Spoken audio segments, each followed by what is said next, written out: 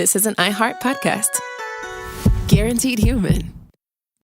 Hey, this is U.S. Olympic gold medalist Tara Davis-Woodhull. And I'm U.S. Paralympic gold medalist Hunter Woodhull. As athletes, our lives are about having a clear path. And a team that you can absolutely trust. So when it came to getting the best mortgage, we chose PennyMac. PennyMac is proud to be the official mortgage provider of Team USA and you. Learn more at pennymac.com. PennyMac Loan Services, LLC, Equal Housing Lender, NMLS ID 35953. Licensed by the Department of Financial Protection and Innovation under the California Residential Mortgage Lending Act. Conditions and restrictions may apply. Time for a sofa upgrade? Introducing Anabay Sofas, where designer style meets budget-friendly prices. Anabay brings you the ultimate in furniture innovation with a modular design that allows you to rearrange your space effortlessly. Perfect for both small and large spaces, Anabay is the only machine-washable sofa inside and out. Say goodbye to stains and messes with liquid and stain-resistant fabrics that make cleaning easy. Liquids simply slide right off. Designed for custom comfort, our high-resilience foam lets you choose between a sink-in feel or a supportive memory foam blend. Plus, our pet-friendly, stain-resistant fabrics ensure your sofa stays beautiful for years. Don't compromise quality for price. Visit washablesofas.com to upgrade your living space today. Sofas start at just $699 with no risk returns and a 30-day money-back guarantee. Get up to 60% off plus free shipping and free returns. Shop now at washablesofas.com. Offers are subject to change and certain restrictions may apply. There's a difference between liking a house and actually getting it. Redfin is built to make up that difference and close the gap between finding and owning the home for you. Redfin agents close twice as many deals as other agents. So when you find a home you love, you're not a step behind when it comes to making an offer. That means less watching great homes disappear and more focus on the one you'll call home. Redfin helps turn saved listings into real addresses. Get started at redfin.com. Own the dream. Cool Zone Media. Hey everybody, Robert Evans here, and I wanted to let you know this is a compilation episode. So every episode of the week that just happened is here in one convenient and with somewhat less ads package for you to listen to in a long stretch if you want. If you've been listening to the episodes every day this week, there's going to be nothing new here for you, but you can make your own decisions.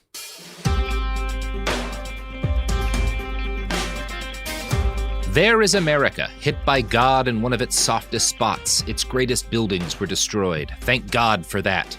There is America, full of fear from its north to its south, from its west to its east. Thank God for that. What America is tasting now is something insignificant to what we have tasted for scores of years.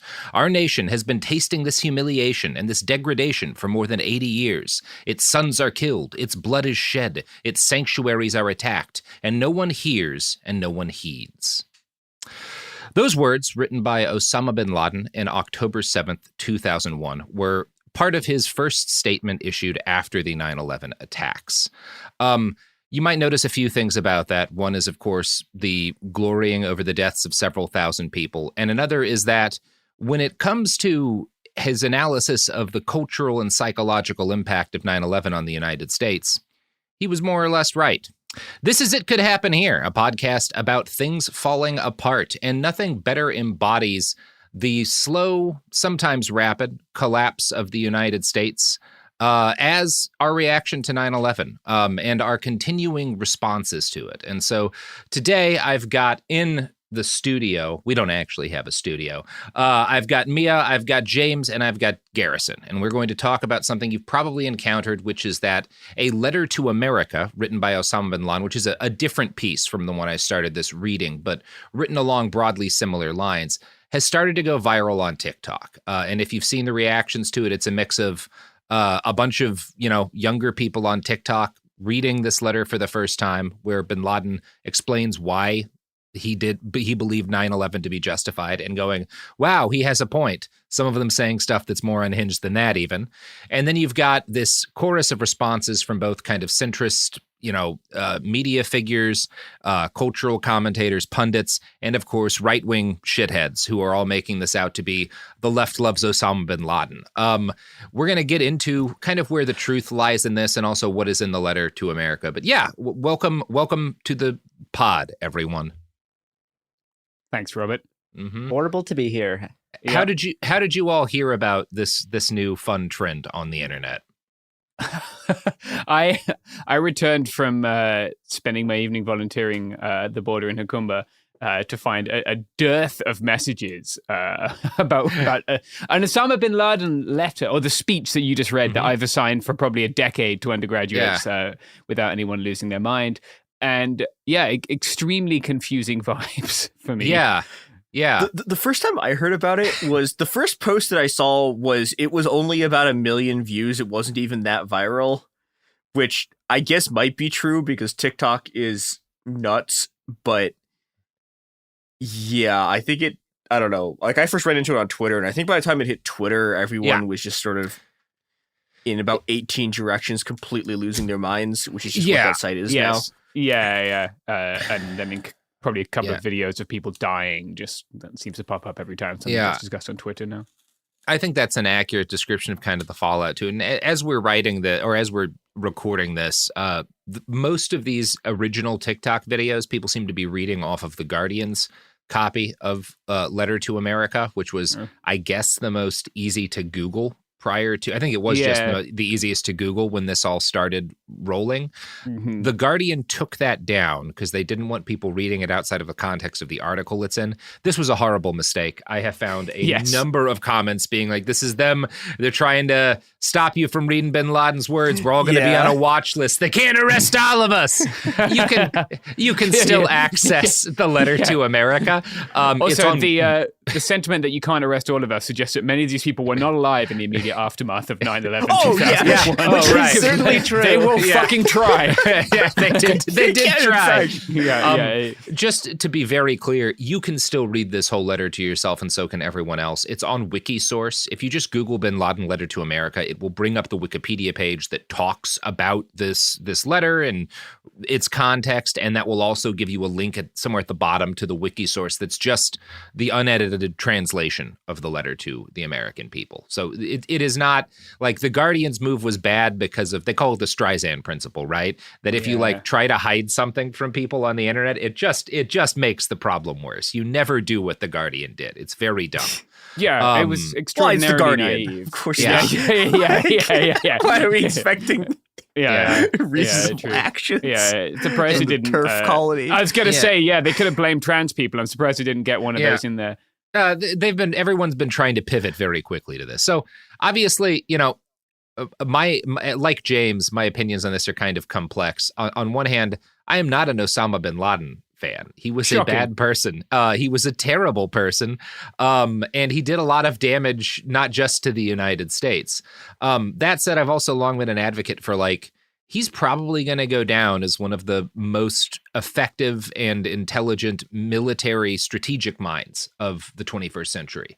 The September 11th attacks worked in large part, right? Because of how we reacted, because of the amount of money that we spent, the amount of people that we killed, the amount of anger that we engendered against the West, and the amount of damage that we did to our own society. A lot of the fallout that we're seeing and all these, right-wing street gangs and shit, a lot of it traces back to fallout from the wars that were started by the Bush administration after September 11th. So, and that was part of the stated goal, right? That was one of the things he was looking to provoke a reaction.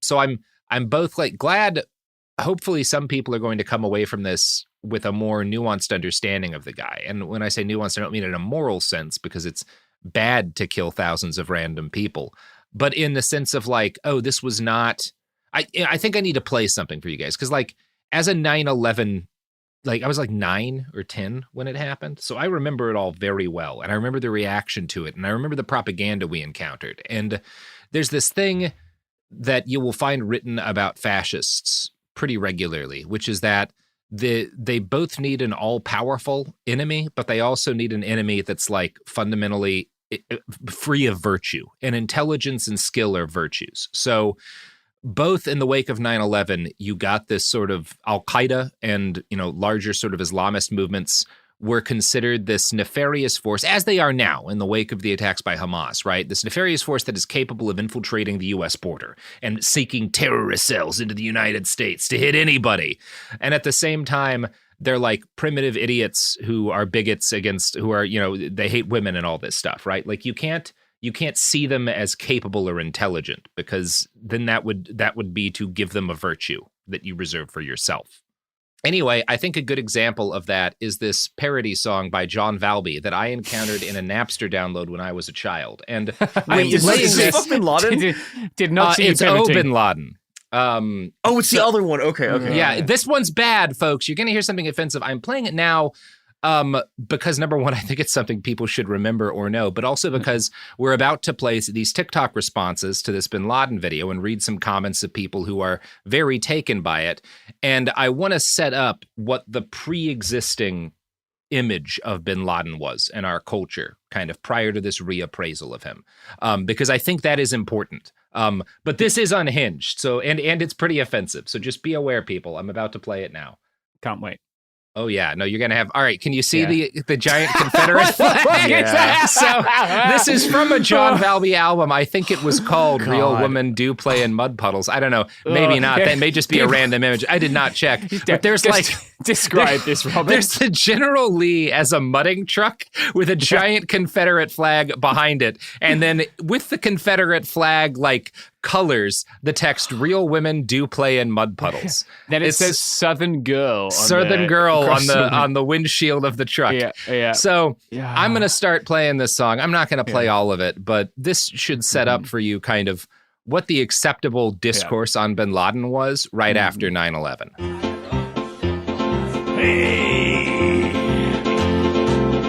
well, we come from Alabama, but we're in Afghanistan, where Navy SEALs and Green Berets hunting for a man. They say he has a bearded face, a diaper on his head. I heard we won't be coming home until that fucker's dead. Oh, Bin Laden, no, don't you die too quick. I've come to fuck your fanny with some anthrax on my dick. So, had you guys heard that before? No. Unfortunately. Yeah. No, wow. Yeah. See, this is the part of America that I missed growing up abroad and will never fully understand.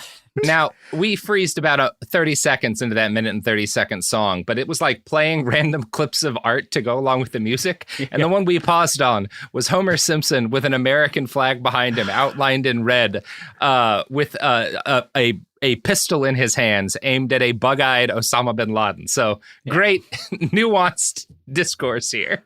So many memories. I don't know what it was. People loved that bug-eyed bin Laden thing. This is everyone. I don't know why.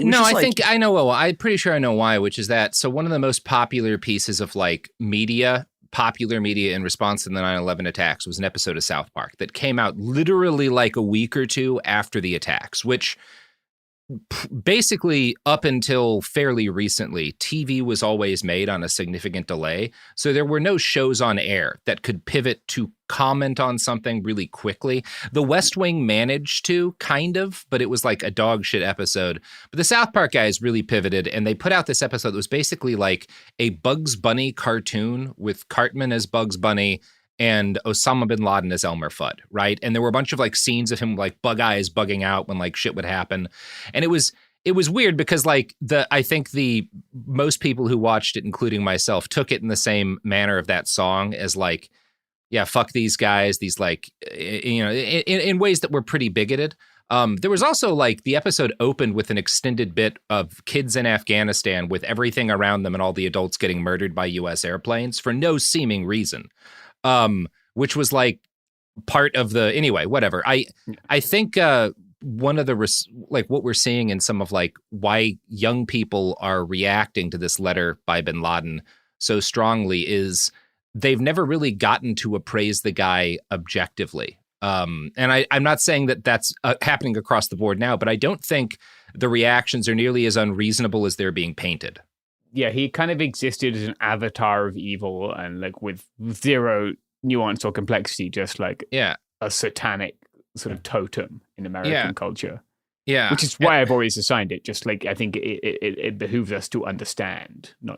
I agree entirely. So I went through and I looked at some of the TikToks being made about this. And first off, TikTok does seem to have taken some action to try to stop this. I don't think it's going to work either. But when I typed in "letter to America" recently, The text I got on TikTok was, this phrase may be associated with behavior or content that violates our guidelines. Promoting a safe, positive experience is TikTok's top priority. Yeah. You can still find shit by like typing in bin Laden, but it's not as much shit is findable right now. So worth noting.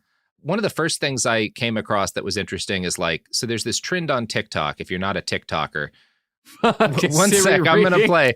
One of the things people do on TikTok, there's a lot of AI videos where either the text will be read by AI with like images and video clips on screen, or there's some creepy instances of people just generating AI faces, sometimes of like actual murderers and criminals to talk about the shit they did. It's really weird. But one of the top videos I found on this from about a little less than a day ago is just the entire text of bin Laden's letter to America being read by an AI. And it sounds weird. I'm going to just let everyone get a listen to this. In the name of Allah, the most gracious, the most merciful, permission to fight against disbelievers is given to those believers who are fought against, because they have been wronged, and surely Allah is able to give them, believers, victory. I think it misses some of the stirring context of the original. Yeah, great rhetorical delivery. No, but you get the responses of this, and like one of my favorite ones that I've got on the screen is Chicas Fresa saying, "Y'all are gonna hate me, but he kinda ate." And then the first response is "no crumbs," which Garrison, as our Gen Z consultant, that means like I agree, basically. You know, it's hard to say. Oh, you're 21 now. You're out of touch. Yeah. Their first feeling old moment captured live. I think that means he like ate everything and there's like no crumbs left. Yeah, no. Oh, okay, that's okay, good. Very literal. Yeah, I think that's what it means. But again, this is very particular kind of culture we're studying here. We're on the bleeding edge. Yeah. The comment following that is bizarre. Trump isn't a good person either. The gay people have nothing to do with me. This does not say vote for Trump. I think you can't read. See, this is, you know, it's and that's the OP responding to no crumbs. So I don't know what's missing here. It's really hard to tell. I think these people may be in a parallel reality. I don't think really anyone who's participating in this trend is very intelligent. Or has very good media literacy, or has really looked into like American imperialism very much. No, but we will get to that in a second. Yeah. So the next comment is so much truth coming out this season. And then I appreciated this from Walker. He lost me at the end, he being bin Laden, with the religiously charged homophobia, but that left out. He was right about everything else. Justified and well said. See, the voice of reason. The voice of reason. Well, but also now we'll get through it. There's a few more problems with the letter than that. Yeah. I'm sorry. Doing 9/11, but with a pride flag is perfect, and I have no notes. Yeah, you can't remove those things from the rest of the letter and the action, because they actually do create a complete whole. You can't actually pick and choose little parts that you want. It's like trying to pick and choose parts of QAnon. You're like, well, actually, there are rich people who are pedophiles. You're like, well, yes, but you can't. That's not giving QAnon the benefit here. These are totally different things. And the thing that I think people should be doing, just so we're clear on like my stance here, is seeing bin Laden as an incisive and intelligent actor who had a significant degree of understanding of this country and its culture. And the terrible things that he did were as effective as they were because he understood things about us that we should understand about us, right? Otherwise, you are not going to be able to successfully act within this culture to improve things and reduce harms. You need to understand why what he did worked as well as it did, and you need to understand what he knew about us, because it's pretty useful stuff to understand. That is different from saying that what he like. You don't have to view it as the truth, right? Because it's not like the truth in any moral sense, but it's the truth in that, like, if you read some of Hitler's writings on democracy, Hitler accurately understood the vulnerabilities of a democratic system and how to exploit them. You should understand that. You're not saying, wow, he was spitting truth. You're just saying, yeah. Well, some people are, Robert. That is a problem. Yeah. Some people, in fact, are. Do you know who else is spitting truth, Robert? Our advertisers? Yes. That is right. And we are we sponsored by the new print edition of Mein Kampf at this point? No, we are sponsored by al-Baghdadi. He's still alive, folks. Yeah. Pouring one out for the homie. I don't know. Here's the ads. Okay, so we're back. I'm going to play another one of these Zoomer Bin Laden loving videos for you. Well, no, you're not. No, I'm not, man. Lots of these videos have also been taken down recently. They trimmed that globalists thing quick. Yeah. Wow. I thought this one was interesting because it was someone who was like really pro Bin Laden, being like, yeah, he was completely right about everything. What a genius. See if it's I love him. But all of the comments were people being like, that's fucking kind of crazy to say, bro. Like, what's wrong with you, man? Yeah, let's take a step back. Yeah. The thing this reminds me of is this is a phenomenon I've run into with American Maoists. Yeah. Where okay, they'll read Mao saying something that is, perfectly reasonable. Like, you should not talk about something unless you've researched it first. Yeah. Now, any normal person has heard this when they were like 2. But these people apparently have never heard this, and they run into it through Mao, and they're like, holy shit, Mao is like the greatest living theorist. What a brilliant thinker. I don't know, man. What, you guys need Bin Laden to tell you the U.S. sucks? Like, really? Well, no. Yes, people do, because they get dog shit history education in high school. Their education of 9/11 was the video I started this episode with. Yeah, true. It's like we failed as a country, like just completely. No, seriously, like a fucking like horse that I will whip till it's dead is that, like, in 2016 there was this huge thing about we need to teach history properly and media literacy, right? After Donald Trump got elected, because a lot of people didn't know what the fuck was going on. We just stopped, and everyone was like, nah, fuck it, why not? We'll just keep doing STEM. And then like teaching undergraduates often like intro courses for years, it's become very clear that we are completely failing in the United States to educate people or equip them with any understanding of American history. And so they just get propaganda. This is a big part of why I focus on crypto so much, because, James, that is exactly where crypto comes from. Is we learned a lot of STEM shit, but we never learned any humanities or anything. Mm-hmm. So you get people saying stuff like, well, the underlying technology behind crypto is so impressive. And it's like, no, you can't point to a single useful piece of work it's ever done. You just find it impressive because there's a lot of complex math problems, and that's what you value. Like, it's the result of that is the yardstick of academic achievement or intelligence.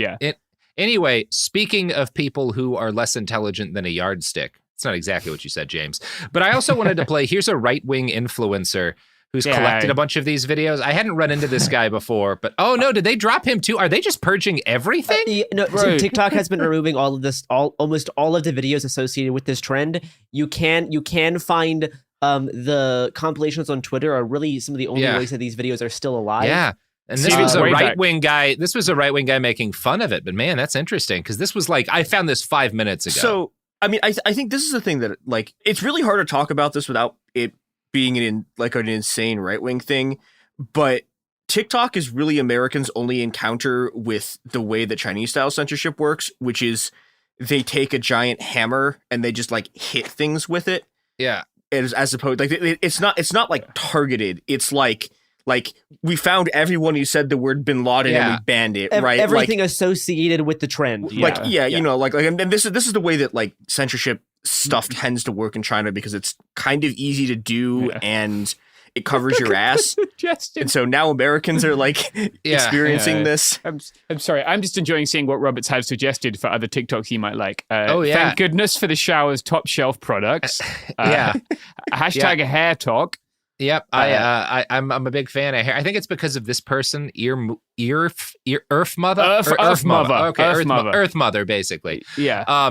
Who actually, I brought her up specifically because she was an example of, like, the way this is getting portrayed in kind of like, particularly like Twitter and more mainstream sort of descriptions of it, is like all of these Gen Zers are full throat for Osama. They've all gone crazy. And you can certainly find no shortage of those videos. I found a bunch of other videos that are more critical. It is difficult for me to tell what the preponderance of is because no one's basing what they're saying on a sentiment analysis. They're basing it on what their timelines forwarded them based on their passion when they typed "letter to America" or whatever into Twitter or into TikTok. But like, I ran into this lady's video and like, so plenty of these are, and I found others like this. Plenty of these are like a little more critical, but still, I'll just play it. Hey guys, just coming on here to remind y'all that Osama bin Laden was still a bad person. Crazy that I'm even having to get on here and say this because, like, hello, obviously. But I've been seeing a lot of people, say that they read Osama bin Laden's letter to America, and I've read the letter, and I understand that a lot of people are getting educated and kind of like deconstructing the propaganda that they've grown up in living in America. But that does not mean that we should mystify these terrible people. Hitler also criticized the West and questioned the West and like how we operated over here. Osama bin Laden's doing the same thing. It doesn't mean that they're necessarily wrong on what they're saying, but it doesn't take away the fact that they're sexist, fascist, racist dictators. Yeah, I like this lady. That's a good video. I think she kind of hits on one point that I've seen in some of the other, like, for lack of a better term, pro Osama bin Laden TikTok videos that have been going around. Pro bin Laden TikTok, yes, of course. People have been saying how like bin talk. Yeah. Well, like, people have been talking about how like they're like finally like seeing past US propaganda and they're deconstructing the lies that media has told them. And this kind of gets at something that we see a lot in like cult spaces is that you rarely ever just completely disengage from some form of propaganda. You jump to a different form of propaganda. Absolutely. Right? It's like reading this letter, you're not getting like disillusioned from US propaganda. You're now buying into someone else's propaganda. Like the letter to America is just a completely other version of conspiracy riddled propaganda that was put out for a political purpose. And to try to engage with it in good faith is not the way to approach that text. Yes. And I think this is a big part of this problem is how people's education has worked the past few years, because they should have learned all of the various motivations and geopolitical factors that led to the 9/11 attacks. And instead having Osama bin Laden be characterized as this like cartoonish evil that hates America for freedom and like hates America as a nation for its freedom. Like that, yes, that is propaganda. And if that's all you've had your whole life, and you're now seeing this other side, this is definitely like mind blowing. But like, you can look into why these things happen without just falling for someone else's extremist propaganda. You can get into the actual reasons for why this happened, how U.S. imperialism has caused the geopolitical situation coming out of the 90s. Like it's. Lots of people have already done this reading. There's just plenty of people online who have not looked into this because they have life. They're doing whatever, like, right. Not everyone is like us and spends all of our time reading like political extremist literature. Yeah. Not all of us have strong opinions on the different eras of bin Laden writing. Well, it's like Taylor Swift in that sense. Yeah. I think there's a thing that's also important here too, which is, I think you see this a lot in Americans, which is that Americans will have this moment where they realize that they've been being lied to by the American media. And then the thing this convinces them of is that everyone else is telling the truth. Yes. And it's like, no. Every country is doing propaganda. All of their media is doing propaganda. Like, you can't just sort of ping pong from one, country's sort of media propaganda to another country's, because they're all doing it, and the stuff that they're saying also isn't true. You have to actually try to work out the sort of the reality of history. You can't just rely on reading some other propagandist version of events. But this comes down to a lack of basic understanding of how we do history, which I think is not anyone's fault. It's because we don't teach it very well at all in schools. But the lack of understanding of the difference between primary and secondary sources, right? And people want to get straight to the source, so they'll go and read one historical primary source without the adequate secondary context, and suddenly be like, oh shit. And as you say, turn into a Maoist or apparently a member of Al-Qaeda. This is why, like, journalists do a lot of gathering, what they can in the moment from a scene, from interviews and stuff. But academics, there's always going to be, if it's like a good academic, like I'm reading a great book right now on trust in unstable societies, societies like racked by war. So it's like the concept of, it's written by a Gazan, and it's about like how concepts of public trust fluctuate during conflicts. And he's looking at Lebanon, he's looking at Syria, he's looking at Iraq, he's looking at Palestine. It's very interesting, but like he's not just interviewing people. There's like a set of basically an algorithm that he runs his different interviews and like the overall sentiments expressed in them through in order to try and determine like, here is the aggregate of like what I found as a reaction to this question from like the people that I surveyed. It's the same kind of stuff that you do in a survey to attempt to add a little bit more rigor than just saying, well, I talked to 10 people and most of them said this, so clearly this is a trend, right? Which journalists are often guilty of, and also just goes in part because of that, Twitter goes wild with this kind of shit. Just like, well, I looked through and I listened to 20 videos, and most of them, the kids loved bin Laden. So the kids must love bin Laden now, which I don't think is entirely fair. But I wanted to, I think it's probably a good time for us to go through the letter to America and talk about what is actually in this thing, right? Because you might as well know what's in it. It's a good thing to read. Again, you can find it on Wikisource. Yeah, so it starts with him kind of providing just some kind of Quranic justifications for the concept of fighting against an aggressor, fighting against like, someone who is actively attacking you, which is more essentially how he positions like the relationship between the U.S. and the Muslim world. And he is a big thing that comes up over and over in this piece is him talking about how the caliphate is being sort of like squashed and stopped from, existing in the form that it should exist by this kind of constant both attacks on not just Arab democracy, but on like sovereign Arab states, as well as like support by the U.S. for, he complains a lot about corrupt rulers in the Muslim world. And he is talking about not just guys like Saddam, but like largely the Saudi royal family is a big part of it. He talks a lot about Iran, and basically so that's kind of like a bit where a lot of his like grievances start. He does bring up, and one of the videos, James, that you posted earlier was like an Israeli man responding to this and basically characterizing in a very inaccurate form, saying like, there's no facts in this letter. Like he doesn't like say anything true. Yeah, where are his footnotes? Yeah, he's just angry at Israel and Palestine, right? He's just angry at like at that. And he does bring up Palestine multiple times. There's lines like the blood pouring out of Palestine must be equally revenged. That's a significant part of his case. But he also lists a lot of other areas, right? It is not just what's happening. It's not just what Israel is doing in Palestine that he's talking about. There's lines like, you attacked us in Somalia. You supported the Russian atrocities against us in Chechnya, the Indian oppression against us in Kashmir, and the Jewish aggression against us in Lebanon. And he brings all of those up several times. He does drop some facts in here. One of the more salient lines is, you have starved the Muslims of Iraq, where children die every year. It is a wonder that more than 1.5 million Iraqi children have died as a result of your sanctions, and you did not show concern. Yet when 3,000 of your people died, the entire world rises and has not yet sat down. And that's not an inaccurate statement or a thing to not be angry about. Now, that's not the full context of it, right?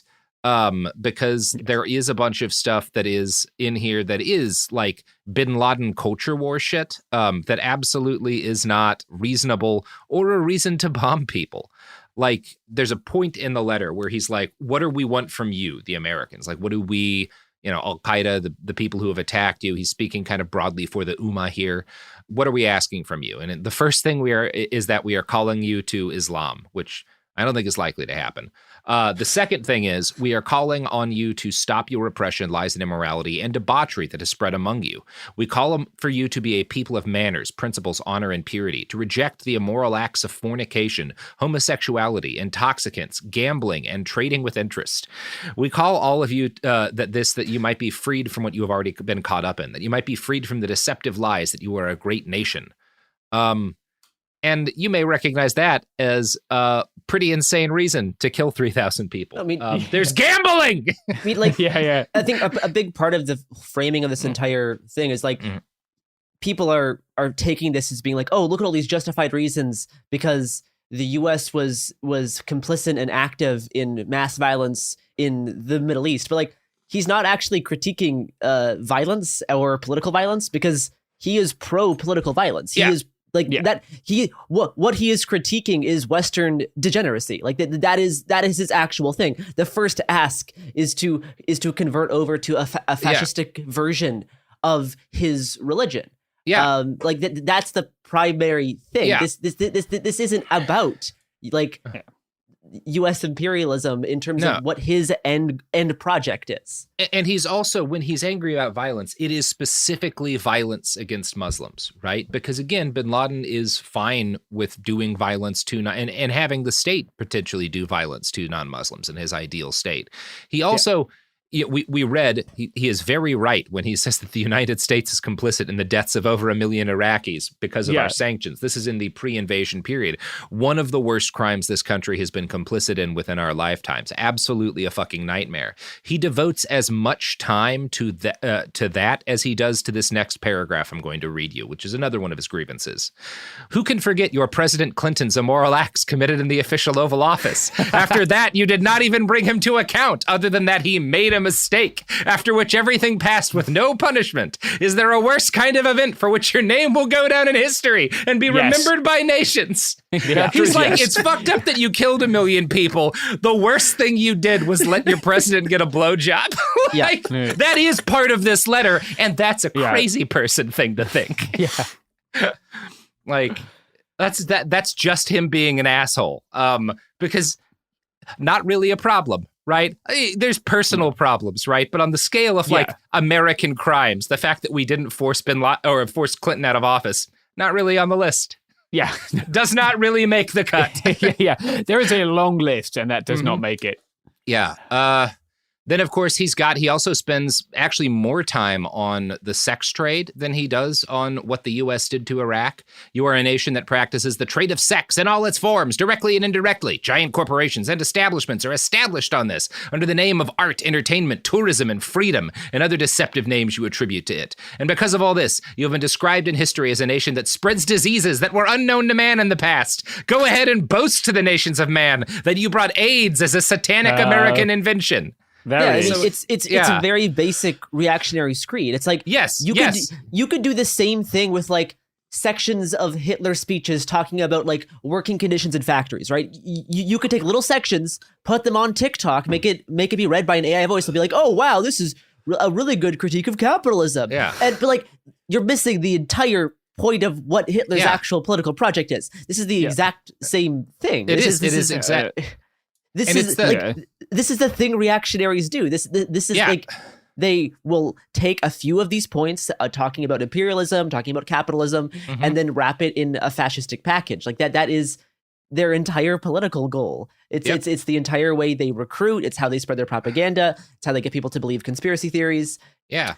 And we American people especially will be incredibly vulnerable to it because they'll look at the critiques, which are in some cases reasonable, right? Or some he's not wrong about every critique he has, but the fact that he is valuing the murder through starvation of 1 million or more people with Bill Clinton getting a blowjob is not something you should miss in your interpretation of the validity of his points. This is not a guy you need to agree with. No. Under no circumstances do you have to hand it to Osama bin Laden. Once again, drill. Mm-hmm. It's certainly a weird one. It is. And the reaction to it has been equally weird and equally misleading. And the reaction to the reaction, like. Yeah, it shouldn't be that fucking hard for us to be like, America shouldn't have, through sanctions, killed millions of children and done a bunch of war crimes all over the world. Osama bin Laden, bad dude. We can take that middle path. I do want to get into a little more before we finish our talking about this. Some of the lines that I think are really igniting some of these people who are now pro Bin Laden TikTokers, because it makes sense to me that there are bits of this that really grab people. And I'm going to read a couple of them. One of them is this line here: "The freedom and democracy that you call to is for yourselves and for white race only. As for the rest of the world, you impose on them your monstrous, destructive policies and governments, which you call the American friends. You prevent them from establishing democracies. When the Islamic Party in Algeria wanted to practice democracy and they won the election, you unleashed your agents in the Algerian army onto them to attack them with tanks and guns, to imprison them and torture them. A new lesson from the American Book of Democracy."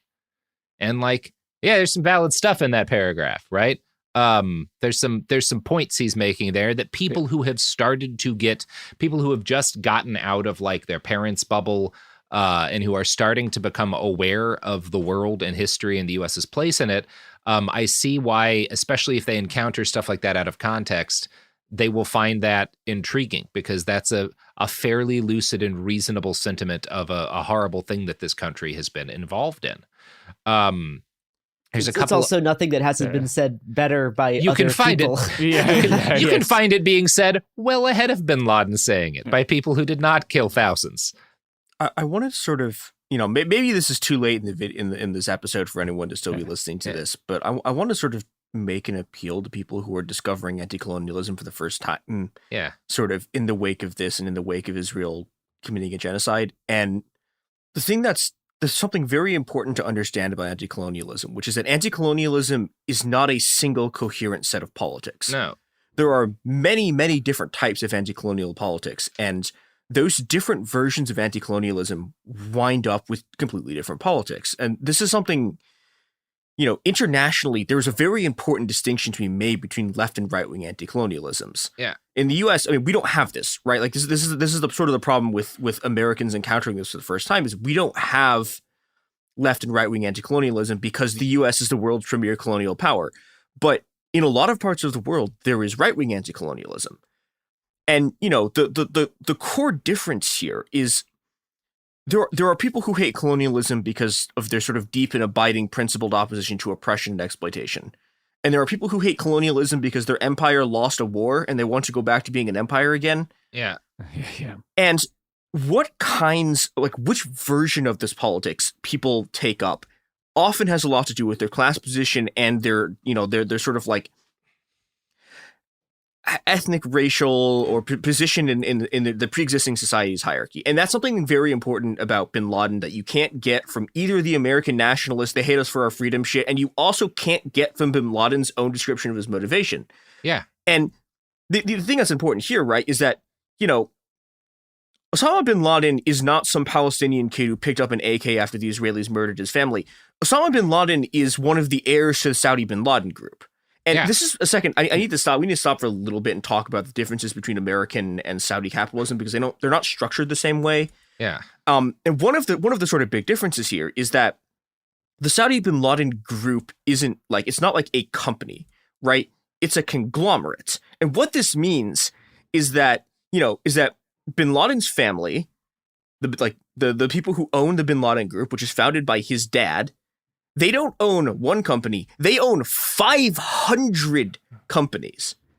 The American equivalent to who bin Laden is it's imagine if one of Jeff Bezos's kids went to a church, an Orthodox Church of Ukraine seminary school, and then got his dad to go pay for him to go do war tourism in Ukraine, and then got a group together to fly a plane to the Kremlin. Yeah, and became a weird trad Cath Nazi extremist. That would be kind of cool.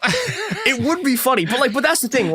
He's not Bin Laden is not a sort of moral authority on Islamic resistance to American imperialism. He's a rich fail son who had this combination of regurgitated Sayyid Qutb and a bunch of his dad's money and money from Pakistani intelligence, and that allowed him to sort of that allowed him to do everything that he did. Right, that's the thing that allowed him, and not that kid in that kid in Gaza who picked up an AK. That's the thing that allowed him to declare war on the U.S. And I want to read his account of what he actually thinks happened to the U.S. This is from that same this is from that same letter. You are the nation that permits usury, which has been forbidden by all religions. Yet you build your economy and investments on usury. as a result of this, in all its different forms and guises, the Jews have taken over your economy, through which they have then taken control of your media and now control all aspects of your life, making you their servants and achieving their aims at your expense. Precisely what Benjamin Franklin warned you against. So I want to like think for it. Like, I want people to sort of stop and like look at what he's actually saying here. His argument for why the U.S. is an imperialist power is that it is controlled by Jews who control the economy and the media and has enslaved the rest of the U.S. to do their will. And this is, and I cannot emphasize this enough, word for word, a Nazi analysis of what happened to the U.S. And this is what right-wing anti-colonialism is, right? You look at like the sort of horrors of colonialism, go, oh, this is bad. And then when someone asks you, okay, why is this happening? You unload this like utterly half-assed pile of anti-Semitic conspiracy theories instead of like an analysis of capitalism. Like, he thinks the source of like American like imperialism and capitalism is interest-bearing loans. Yeah. This is nonsense. And that's what he means whenever he talks about usury, which, like, by the way, as a heads up, every Muslim country that I am aware of has banks that do what is Taliban does it. Yeah, and they do what is effectively usury. It's just, okay, so if you know anything about like Orthodox Judaism, right? You are not supposed to do anything on the Sabbath. And so some people do keep that. You're not even supposed to turn on a light, right? Like, one of the old ways this was expressed is like you would light candles the night before the Sabbath so that you could have some burning on the Sabbath. Today, there are ways around it that are like, you get lights that are scheduled to go on and off at certain hours. And it's always, it's kind of funny. There's a lot of jokes about this you get from like Jewish comedians being like, do you think God is like tricked by your rules lawyering and stuff? But there are banks in the Muslim world that are the banking equivalent of that, where what they're doing isn't technically taking interest, but like it works out to be the same thing for them. They've just, they're just getting around. Anyway, I think that's an important piece of context. It's like the Catholic Church deciding that like fish and chicken aren't meat, so you can eat them on the fasting days, where it's like, really, guys? Do you think God is like, oh yeah, no, I never meant for those things to be meat. The omnipotent God is like, oh damn, they got me with that chicken shit. That's that ain't a cow. God seeing it. Yeah, I do actually. You have to credit Chick-fil-A for being closed on Sunday a little, I guess. But I love the idea of like God going to like watch a Catholic congregation go to breakfast and get their fucking like chicken sandwiches and going, you crafty bastards. Got me again, guys. I didn't think you'd eat those guys. They're so gross. That is kind of how the Catholic God works, honestly. It's not that far removed. Yeah, he's like set up a little Sudoku for you. He's just thrilled that you're getting it. Like when the hamster has to press a button to get its food. He's just That's fun. But I want to bring it back to Bin Laden for a second, because I think part of what's going on here is something that isn't, I don't know, but Bin Laden is a product of his specific context, right? And his specific context is that he grew up in one of the richest families in Saudi Arabia, and his, and I guess this is the thing I think I should actually mention. I'm being slightly unfair to the Taliban when I talk about them having loans, because the Taliban are from a different like school of Islamic jurisprudence than Al Qaeda is, even though they kind of work together sometimes. But like, but the thing, like the sort of Wahhabi school that like Bin Laden is from, right? Like he's the reason he has a right-wing anti-colonial critique is he's absorbed this sort of like social mores, and he's absorbed, the involved in the slave trade level of anti-blackness that you get from the Sauds, like from, he's absorbed their anti-Semitism. He's absorbed all of these things. And this is what he sort of like has constructed as the reason, and filtered through his sort of cobbling together of like different sort of like Sayyid Qutb and of sort of like different sort of Islamic thinkers. Like this is what he's assembled together. And it's this thing that it's not a stable, coherent critique of the US. It's this, like, it's all of his sort of like weird prejudices and hang-ups like grafted onto anti-colonialism. And being able to tell the difference between someone who is a genuine anti-colonialist and someone who is doing this stuff, or like who wants their empire back, or who is like, like pissed off that gay people exist. Like that is something that is genuinely very important. And it's something that's made enormously harder to do by the way that people by the American education system, by the way people are raised to think about media. Yeah. Well, this is the Bin Laden rant. Yeah, no, we can always stand to do more Bin Laden rants. Maybe I'll do another episode on him on Bastards one of these days. But yeah, good stuff. I do want to kind of close by reading another bit from OBL, our friend of the pod. This one's from 2004, October 29th. And I think it's relevant as we look at the different ways the current president of the United States, the former and possibly future president of the United States are talking about dealing with problems like Islamic extremism, because I think Bin Laden's words here are pretty salient. And this comes from a comment he made. It wound up airing on Al Jazeera, criticizing George Bush ahead of the 2004 election. Your security is not in the hands of Democratic candidate John Kerry or President George Bush or Al-Qaeda. Your security is in your own hands. We had no difficulty in dealing with Bush and his administration because they resemble the regimes in our countries, half of which are ruled by the military and the other half by the sons of kings. They have a lot of pride, arrogance, greed, and thievery. And again, not wrong about most Muslim majority nations and not wrong about most Western nations. Well, and it's a good analysis of the Bushes too, because the Bushes were friends with the Bin Laden family. Yes. They are and they are also as close as the U.S. has to royalty.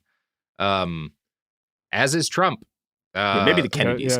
Maybe the Kennedys. Kennedys are, but another presidential candidate, Mia. Complete with the insane inbred guy who's losing his mind. Yes. Anyway, anyone else got anything? No, I'm just baffled. Yeah. Well, I'm happy. I'm having a good time. Get on TikTok. Let people know that you love terrorism. It can't go wrong for you. Yeah. Alternatively, get on Twitter or wherever, YouTube, and film an angry video in your car about how all of Gen Z unironically loves Osama bin Laden and supports the mass killing of civilians. Do either. Those seem to be the two primary things people are doing right now. So get out and join the herd, everybody. It's fun. What a great place.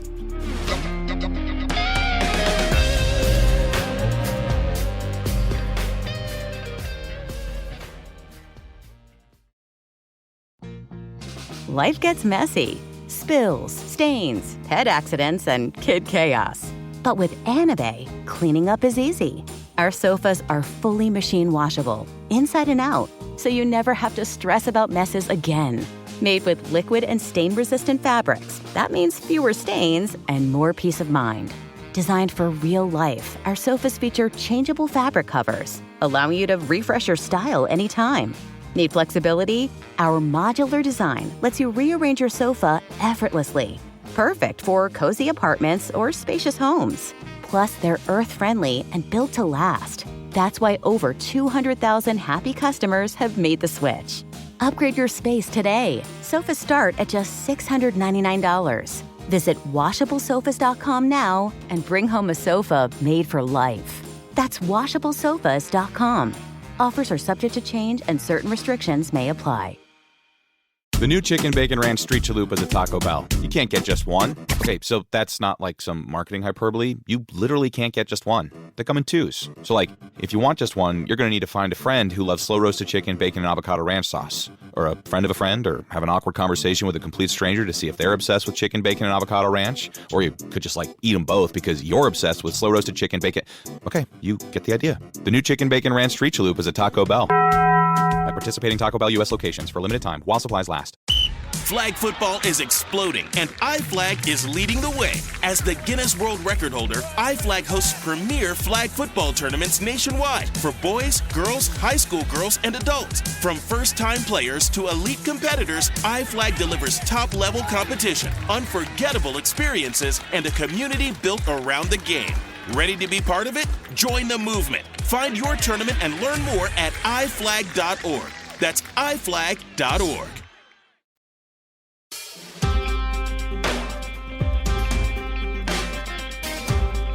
Welcome back to It Could Happen Here, a podcast that is now happening here. I could have done something with ear but we'll do that next time. Just forget that I said that. And welcome Mia to the program. Mia, how are you doing today? Not bad, not bad. I'm excited to be here. Yeah. We're going to be talking about a subject that's near and dear to all of our hearts, by which I mean the Roman Empire, with a guest who is near and dear to our hearts, Mike Duncan. Mike, how are you doing? Hello. Thank you for having me. It is wonderful to have you. Mike, you're a podcaster. You are kind of like the history podcaster as far as a lot of folks are concerned, including me. And you've had some interesting interactions online with people as regards the Roman Empire recently. Yeah, well, anytime the Roman Empire shows up on the cultural radar, I am tagged into it by roughly 10,000 people. Yeah, and then I come in and I do my bits, or if something comes through, it gets shared at me, not shared with me, but shared at me, and then I take a look at it and I get aggravated, and then fire off a few salvos and retreat back out of the social media ecosystem, which is kind of the strategy these days. Yeah, we all have to fight like an insurgent when it comes to that sort of thing, because the alternative is to just get constantly stuck in this escalating world of beefs with strangers on the internet who are making money off of the beef. Yeah, but there are certain things that will get me to come out of my little hibernation, which I think we're about to talk about. Yeah, Mia, do you want to take it away? Yeah, so one of the things that's been happening recently is that, so on October 25th, the Republicans finally, after an enormous amount of time, finally managed to elect a Speaker of the House. And they picked this fairly unknown rep named Mike Johnson, who's this guy from Louisiana. And they picked him effectively because nobody knew who he was. Yeah. And so they picked this guy and they're like, okay. And Mike Johnson gets elected. And immediately everyone starts trying to figure out who this guy is. And they very quickly realize this guy is just a absolute incredible Christian fundamentalist weirdo. He doesn't have a bank account. Which is like wild. That's classic fundamentalism too. That's some of that old school stuff. Yeah. Love to see it.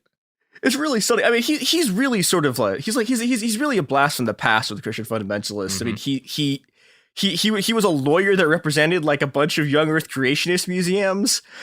He's really going into that old school stuff. And one of the other things that some people dug up is a podcast interview where he is talking about how gay people caused the fall of Rome. So, Mike Duncan, I want to ask you the question that I think all of our listeners are wondering. Can we as queer people take responsibility? Can we take any credit for the fall of Rome, or are we stealing Visigoth valor if we do that? You're stealing valor here, No! but I do agree that several of the gays in my life are like, don't take this from us. It's one of our proudest accomplishments that we brought down the Roman Empire. And I was like, but unfortunately, it's not the case. It's not even close to the case. It's, you could draw random words out of a hat. And produce a sentence that was literally nonsensical. And that would be a better read of the end of the Roman Empire than saying gay people or homosexuality, because it's all wrapped up in this sort of it was decadence that caused the fall of the Roman Empire. They were too they were just too licentious, and they just throw up some vocabulary words. And it just doesn't land at all. It doesn't land on the specifics. It doesn't land on the general. It doesn't land chronologically. It doesn't land in any way, shape, or form. It's just something they've decided is true and repeat to each other. And that's that's the long and short of it. Yeah. Yeah. I think there's some interesting stuff there too, of the stuff people talk about when they I remember I was reading someone writing about this, and they started talking about Nero, and I was like, do you know in what century the Roman Empire collapsed? Right. Why are you talking about Nero? I don't know. It seems like there's this real, I don't know. It seems like, the fall of Rome is one of these things that's become central to a lot of very weird right-wing politics. I remember a few years ago, the big thing was the fall of Rome was caused by immigration. Yeah, and that's also very current as well. Yeah. Yeah. And so I don't know, what is it about Rome that the fall of Rome, these people are so drawn to in a way that causes them not to think about what actually happened at all?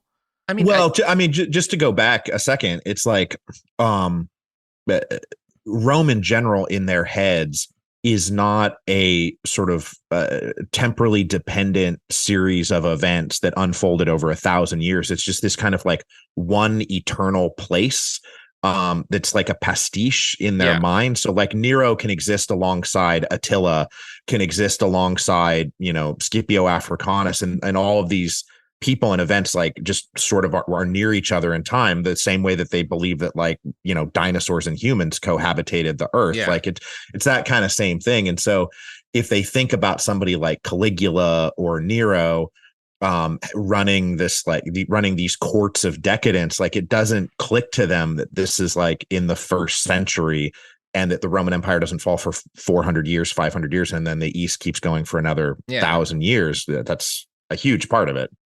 It is interesting to me. You kind of made the statement there about in these guys' heads, Rome being this kind of eternal, like continuing thing. And that's interesting to me because that conception of Rome goes back so far. I mean, very famously, like when Russia became like an organized political entity, there was this widespread attitude that it was the third Rome, right? That that still plays into a lot of Russian imperial politics to this day. So it is kind of fascinating how far that idea goes back. Like it says something about the success of Roman propaganda that it still has this place in so many people's minds. Yeah, and I mean it has a place in my mind. Sure. I don't think about it daily. So do I. So do many of us. And I don't think that the crime here is thinking about the fall of the Roman Empire, or as we would more properly call it, the transition from late antiquity to the early medieval period, which is unfolded and didn't have a cataclysm, and you shouldn't necessarily be thought of as an inherently negative thing, et cetera, et cetera, et cetera.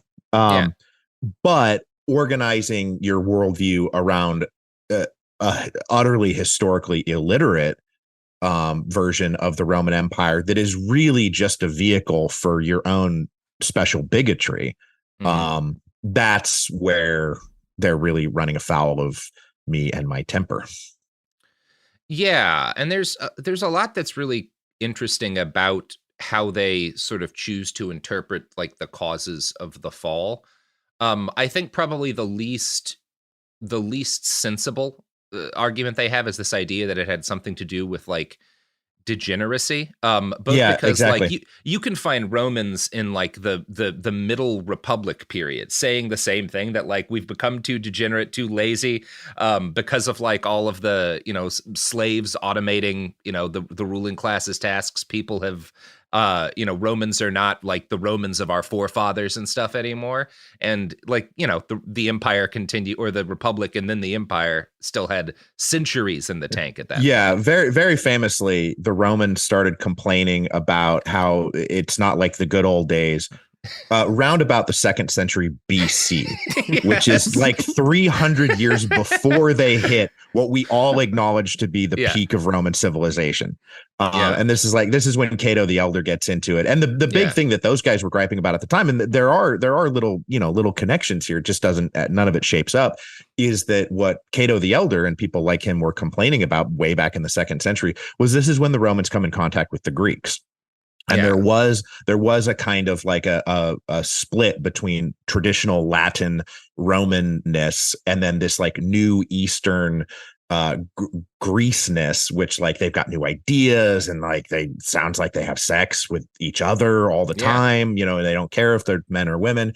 And so that's what they were pushing back against. And so that kind of language this is where it kind of distills over the centuries and then over the millennia into this idea that the Roman Empire collapsed and was ruined by this kind of degeneracy without being able to really define what degeneracy means or how it could possibly impact the long-term health of a large empire. Or the fact that, very bluntly, right, when you're saying this in 186 BC, you can't say that contact with Greek ideas brought the Roman Empire down. You just can't, because it just didn't get crushed by this. It didn't fall apart. Yeah. I mean, if I have to make an argument as to like what thing that I can connect to modernity killed the modern empire, I tend to claim that it's the concept of a reboot, right? Because no sooner did Augustus have Virgil reboot the story of the Trojan War than the inevitable path to the collapse of the Roman Empire began, right? The real sign that we're heading towards collapse is all these movie reboots. Mm-hmm. Okay, great. Mm-hmm. The rule is whatever your modern preoccupation is, that's what you use to explain the fall of the Roman Empire. So, of course, I have my preoccupations, and that's what I say caused the fall of the Roman Empire, which is that the Roman Empire, in fact, never fell, and we're all living in a hologram.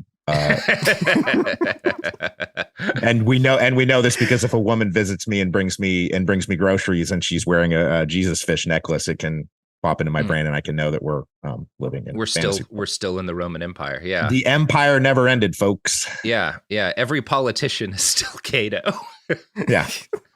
I mean, look, you could also tell this because, it's like in the same way that everything tastes like chicken, they haven't invented a new moral panic in 2,000 years. So pretty clearly, we're just recycling through exactly the same content over and over again.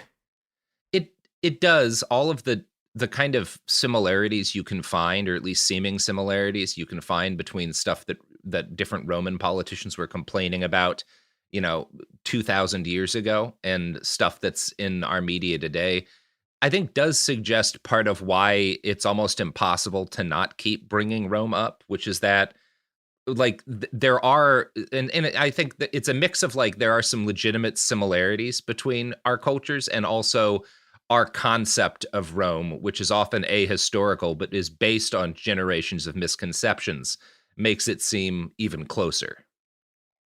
Yeah, and we are a post-Roman society. And they are our forebears, whether we like it or not. Like any civilization that exists today that went through the Mediterranean world, it had a Roman period, and the Romans made a strong imprint on all of us in terms of like our laws and how we think about money and how we think about family relationships. Like all of these things are, we're living in a post-Roman world, and that's why it's important to study the Roman Empire as an entity, but do it with some degree of rigor, rather than just using it as a prop in the culture wars. Yeah. That was a great point I just made, and so devastating that it absolutely brought the conversation to a complete standstill as everybody just chewed on this nugget of wisdom that I have brought to the table. I do kind of think it behooves people. Part of why it's valuable to do things like listen to the Revolutions podcast by Mike Duncan. That's right. That Rome isn't going to stop being brought up by these people in increasingly unhinged and inaccurate ways. And it's just like it's helpful to have an actual understanding of who the Spartans were and what they did and did not do for the sake of these arguments. It's helpful to have a meaningful understanding of the Roman Empire. And I'm kind of wondering, like, when you come into misconceptions about Rome, what are some of like the top ones on your list that your brain just forces you to go in and correct? Well, I mean, this is a big one because this one I feel like is deeply homophobic and principally used to attack the queer community rather than anything else. And just to give your listeners like some specifics here, it's like, sexuality in the Roman world was very different than it was today. Yeah. And there weren't even, the kind of binary conceptions of gender sexual relations that we have today. A lot of these things are very modern inventions. I'm sure a lot of people know this. But we can also point very specifically to like, Hadrian, who is broadly considered and cited to be one of the greatest of the emperors who lived at the height of the Golden Age, was gay. Like that's a full stop thing. And so it's just like there's no compatibility between these two ideas, or really any way. If you ask them to take this argument more than 25 words deep, they're not going to have a way to explain how it is that somebody engaged in gay sex in the 400s could have possibly been the reason why the Goths won a certain battle or why Attila the Hun was able to do what he did.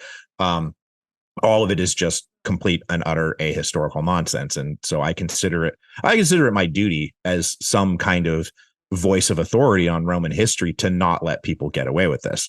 The last time I saw this pop up was actually Ben Carson, which is a little bit of a blast from the past at this point. But he wrote a book at one point where he dropped this stuff in there. And the way they always couch it too is like, as we all know, it was homosexuality that really led to the degeneracy of the, and like, I'm so sick of you people. But the other big one that really grinds my gears that really emerged, this was not a preconception that I had going into doing the history of Rome, but something that I came away from after doing it and studying, the year by year history of the empire, is that this notion that like sort of the Romans were this like a nationality that then went forth and conquered the Mediterranean, that Romans were Romans as like an ethnic stock thing. And that it was when these other ethnicities started sort of pressing at the empire's borders, or as we said a little bit earlier, that it was immigration, right, that destroys the Roman Empire, that there was this kind of like pure noble Roman thing that is essentially functioning as the white person in the ancient world. Like, this is how we're connecting these things. The British did this, the French did this, Americans now do this today, that like the Romans are our stand-in as sort of the white people, and the white people are civilized, and all of these other like mongrel races are uncivilized, and they were either civilized by the Romans or they were killed by the Romans or enslaved by the Romans. But this is all for the good, because the Romans themselves were this superior stock of DNA somehow. And really, when you go through the empire, the history of the Roman Empire, you find that there is that kind of conservative strain inside of like the patrician class and inside of the senatorial class, that they're like, we want this to be a closely held thing. Like the original republic was a closely held oligarchy of Latin families who lived on the Palatine Hill, and that's what they wanted for themselves. And so when other people tried to push into the republic, they tried to resist it. And so that is a running conflict that happens in Roman history. But anytime that tendency is overcome, and a second prevailing force that says like, actually Romanness is just an idea, Romanness is just a set of beliefs and practices and sort of daily habits of life and ideology that can really be held by anybody at any time. And if we let in, say, non-Roman Italians, which is the first people who were considered non-Roman who then came into the empire, which then we look back and we're like, there was a time that Romans didn't think that people from what is today like Florence or Milan were not Italian or not Roman. Yeah. They were not considered Roman until, the very late stages of the Republic. I mean, I wrote a book about the later stages of the Republic, and the social war is when this gets wrapped up. Yeah.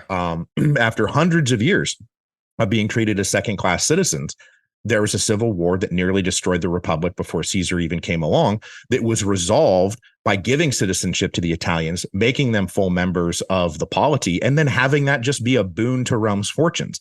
This happens in Gaul, this happens in Spain, this happens in Illyria, this happens in the Far East, that these people who the Romans encounter, and yes, do conquer, because it's a very violent world of conquest and mutual conquest, that Romans in Gaul were as much Romans as Romans in Rome.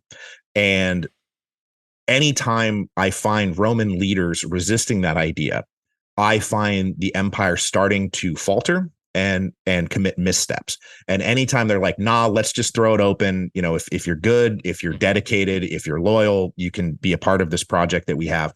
Then I find the Romans doing very, very well. And I'm about to start, not to just monologue here, but I'm about to start working on another book that is about the crisis of the 3rd century. And by this time, we have emperors who are coming from North Africa. We have emperors who are tagged as being Arabian. We have the set of emperors who really help Rome emerge from this thing that is called the crisis of the 3rd century, when the empire very nearly collapsed in the mid-200s, is a bunch of guys from Illyria, which is today the Balkans. I mean, we're talking about guys who are coming from like Serbia and Croatia, or the emperors who are continuing the Roman legacy and keeping the empire intact. So this notion that like Rome wasn't a multicultural empire, or that the arrival of new peoples was somehow bad for them, is just disproven over and over and over again by the realities of Roman history. So that's the other one. It's this immigration caused the fall of the Roman Empire. It's just flat out incorrect. One of the arguments that I've heard sort of against that, and I want to ask how true this is, But one of the things that I hear people sort of responding to this with is this argument that like part of what causes like the sack of Rome is that the Romans get into one of these xenophobic streaks and they don't want to sort of try to absorb the Visigoths. Okay, so that is that's essentially my position. Yeah. I was just going to bring up a historian who has to come up anytime you talk about the way the right likes to use the image of Rome, particularly the collapse of Rome, Victor Davis Hanson. He is a guy you're going, I mean, he's my dad's favorite historian. I come from a very conservative family, and he wrote a book not all that long ago. No, actually, it was 2010. Sorry, that's still like 5 years ago to me, but it's not 5 years ago. It's much further away. Called "Why Did Rome Fall and Why Does It Matter Now?" And there's a quote I found from a little article he wrote plugging it that I want to bring up here so we can chew over. In short, what ruined Rome in the West? Lots of things, but clearly the pernicious effects of affluence and laxity warped Roman sensibility and created a culture of entitlement that was not justified by revenues or the creation of actual commensurate wealth, and the resulting debits, inflation, debased currency, and gradual state impoverishment gave the far more vulnerable Western Empire far less margin when the barbarians arrived. It's all bullshit. I know, it's nonsense. It's so fucking trash. It's so frustrating because this culture of dependence that, can I swear on this podcast? Oh, absolutely, for this sure. Fucking these motherfuckers. This entitlement thing that they have because they don't like welfare, because they're pricks, you know. And you know, Victor Davis Hanson, this is a guy who wrote a book called like Mexifornia, which is like, oh my god, yeah, absolutely. This is where it comes from in the 90s, where he's like California is going to be destroyed by all these Hispanic people. Like it's just loathsome shit that he writes. Anyway, this culture of entitlement, right? Like, oh, it was just bread and circuses, and like the empire had to give all this money to like how many, like, okay, great. Rome, the city was like 1 million people. Yeah. Right. And there were a couple of large urban hubs that did have like grain doles because you needed to be able to feed the people in these cities. And this is, smart policy by the emperors. It's actually not bad on a humanitarian level. And then they also threw games because this is what people do. Rich people throw parties to make themselves loved. Like this is this happens today. This happens all the time. This happened during the medieval period. It happens all the time. The number of people who are like benefiting from this like imperial largesse, who have this like entitlement mentality, is such a fraction of the total number of people who live in this empire, where we're talking about 65 million people, maybe give or take a little bit. Not that many people were on the dole in Rome. It was usually just the male head of the household got some grain. It was a little bit of supplemental. It's basically the equivalent of like supplemental income. It was absolutely not just they're rolling out banquets for these people every single day, nor is it the case that entitlement of Romans living in Rome in the 200s AD or something is like the reason why they couldn't sustain their border defenses, right? This is the same arguments we get when it's like, we can't afford Social Security because the National Endowment for the Sciences paid somebody $250,000 to look into the beekeeping habits. It's like people just don't have a way to compare $1 million to $1 billion to $1 trillion because it's just a lot of money in our heads. So like this, none of that is true. None of that is true. It's fascinating to me, especially when you hear like this is like really popular amongst the Joe Rogan set. This idea that like, when an empire's at the end, that's when you get all the bread and circuses to distract people. And so, man, when the empire, like the Roman Empire, the entire period during which it was expanding like wildfire, was doing nothing but throwing giant fucking parties in the capital. That's all they did. Like, that's all they did. You couldn't be in politics without going broke throwing parties. Like that was that's why a lot of the conquest happened, is because you have to throw these parties when you were earlier up on the Cursus Honorum, and then you would have to like go conquer someplace to pay for it.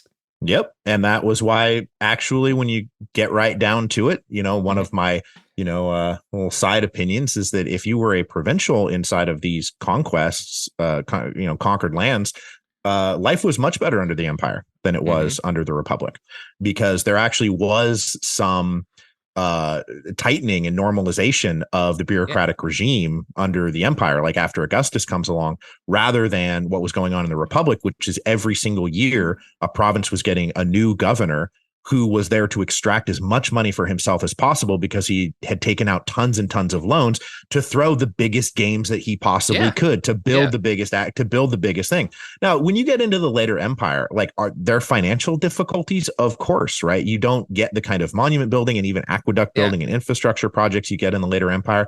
But like, there are larger economic and structural reasons why they were suffering financial difficulties at the end of the empire that have nothing to do with these couple of grain doles that were going to a few major urban areas. Most of the population is rural subsistent peasants. Like, those people were not feeling entitled to shit. Which I think is really funny, because if you look at, like, I am very confident if you actually did the math, the U.S. spends more money on agricultural subsidies every year than the Romans did, like, on the entire grain dole. I mean, there's almost no way that's not true. Like, in part, not just like, because who knows what the Romans would have done with a higher level of technology. It just wasn't possible to do that kind of thing outside of the major urban hubs. Like, you can't. But you couldn't do it. That's the thing. Yeah. This is the same thing where you get into, like, when people like to slip in the whole, like, oh, there was lead in the pipes. And like, there was lead in the pipes, and maybe some of the leadership was a bit over lead exposed. Like, who knows? Like, maybe, but like, the vast majority of the population is not living in downtown Rome, where this might be a problem, or in, one of the other, regional capitals. That's just not where any of this is taking place. Well, people love to talk about stuff like that. It is like, the fact that one of their major sweeteners included a lot of lead is always, like, interesting to bring up. But the thing that I mean, and this is also pure speculation, but that I always wonder more about, not just with Rome, but with, like, most postmodern societies and even, like, early modern societies, is like, what about, like, mild head injuries? Because we know so much more now about how a bunch of little head injuries can permanently alter your behavior. And like that's the big thing when I think about like the World War I generation, is you've got millions of men who wind up becoming very influential in politics, who are under artillery barrages, and there's almost no way they're not walking away with some kind of CTE based on what we know now about what being near artillery does to your brain. What does that do to the ancient world was full of trauma. Of course. And that's a real thing. All of these guys were deeply, deeply traumatized. But like, one of the other points about the whole, like, bread dole thing is this is sneaky backdoor racism, because the argument is that Rome was great when it was the Romans doing it, like these actual, like, Latins who were coming from the environs of Rome in particular, and that it all started to go bad once non-Romans were in charge of things, because the Romans themselves had decayed into this, like, oh, well, we just want our bread and circuses, and we're not going to join the legions. We'll just have Germans do our fighting for us, or Goths do our fighting for us. Which that is simply sneaky backdoor racism, because it's a way of saying that the reason why the Roman Empire was successful was because of this small population group. And once they go away, other groups, these mongrel races, will never be able to live up to or sustain civilization in the way that the pure Romans did. And so that's also a big reason why we need to push back on these things, is because the Roman Empire was not just sustained, but thrived and expanded by people who were not Romans. And the idea that, their civilization required this, like, little tiny speck of a DNA spark to keep it going is just, this is the kind of person who finishes writing that book and then immediately turns their attention to modern California politics and says the big problem here is Hispanics. Yeah. Which is also not true, by the way, in case I need to clear that up. No. Yeah. The big problem with California politics is California politicians. Right. It's not Latinos. It's certainly not Latinos. I wanted to kind of circle back around to the sort of degeneracy stuff, because I think there's an interesting through line there too, with not just sort of modern politics, but the politics of the period of the original rise of fascism, because, you know, you look at these arguments and they're like, well, okay, it was like cultural decadence, and then they start talking about degeneracy and how homosexuality was this like degenerate thing that brought down the empire. And like you go back and you like read the Nazis, and they are also absolutely obsessed with like, you know, with this notion of like degenerate art and like cultural degeneracy is this force that's this internal force that's subverting the empire. And, you know, and like this is also, I think, another like reason to be interested in a better way about Rome was also the way that like the original Italian fascists are. I mean, like the word fascism is like derived, you know, like from Roman symbols, right? And like, you know, this is like Mussolini's entire thing is about turning the Mediterranean into the Roman lake, blah, blah, blah, blah. Well, the fascist is great, not to get, you know, not to derail your point. Keep talking. Just going to cut that line out of the podcast. Mike Duncan says fascism is great. The fascist is great. It's a great symbol. Go to, like, a lot of people don't actually even notice this. Maybe they do at this point. This is no longer Congress. A fun fact. But you go to the link. No, well, I mean, not just Congress, but go to Lincoln Memorial. Look at the Lincoln Memorial. What are his hands resting on? It's a couple of fascists. It just is. Because you know what? A bundle of sticks is stronger together. And that is a symbol of solidarity. And it is a symbol of group action being superior to individual attempts to do anything, and that the one bough is going to break, but all of them together is good. Like none of this is like inherently bad. It's just a bunch of fascists claimed it for their own. Yeah, well, and my memory of this is that I'm pretty sure there was a group of people who were like calling themselves fascists, like in early like late 1800s, early 1900s Italy, who weren't fascists, who were like basically left wingers, and then like, well.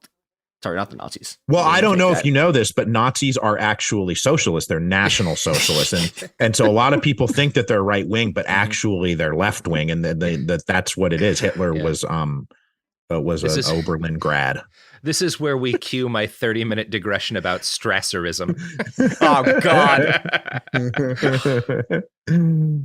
But I think to the point that you were trying to make or that you were making there, though, is that they were, you know, the Nazis did, and then we hear this repeated today, that like that degeneracy is like a thing that is a force, like a physical force that can maybe even be measured. And if you don't have enough of it, or if you have too much of it, then your society is going to start to break apart or decay. Like it's just an idea. That's it. It's just sort of a way of thinking about something or a way of describing something. It's not actually a really real thing that is out there in the world. Like if you have a society that suddenly can't grow grain, and you have a famine, like that's a real thing that will actually affect your society and bring it down. If you have this other thing that is just like moral degeneracy, this is just like you listing things you don't like and saying that this is the reason why things are falling apart, because degeneracy can be anything to anybody. But really, you know, like people smoking cigarettes at 4 o'clock in the morning because they've been up all night, you know, doing drugs, like that's what kids do.